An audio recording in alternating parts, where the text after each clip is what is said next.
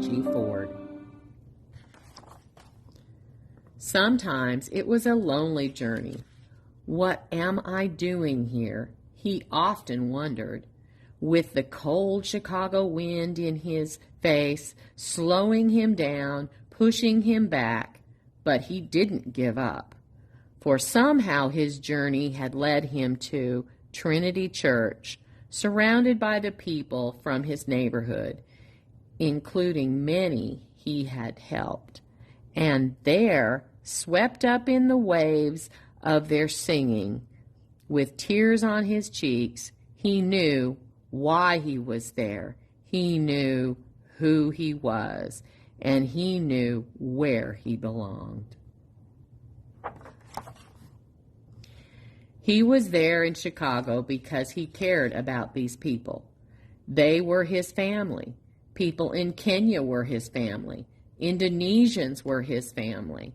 And no matter where he was, the world was his home. And who he was could be summed up in one word: lovable. When you learn to love yourself, you make it easier for others to love you. That is what happened to Barack, who started climbing a ladder of popularity that led him to the seat in the Illinois State Senate, and then up further to the U.S. Senate. He arrived here during a dark time in American history. All across America, people were losing their jobs, losing their homes, losing their sense of hope. Many people were tired of a war that had gone on too long.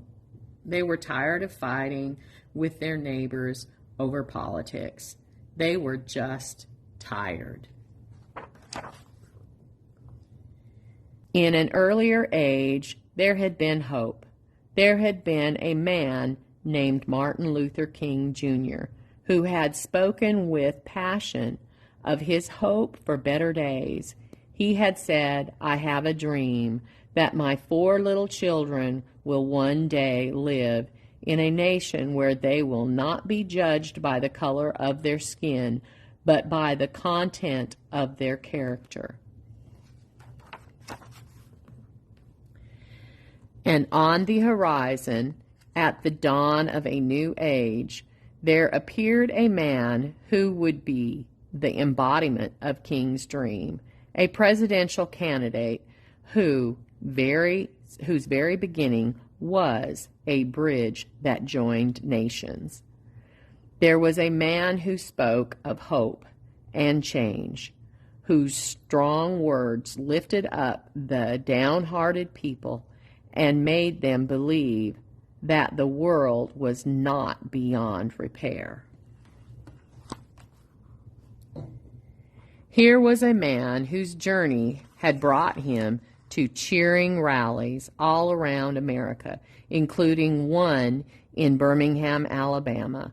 Birmingham was the place where policemen had once turned fire hoses on African Americans, who for many years were made to sit at the back of the bus, drink from separate drinking fountains, watch as their churches were burned to the ground, and hear, right here,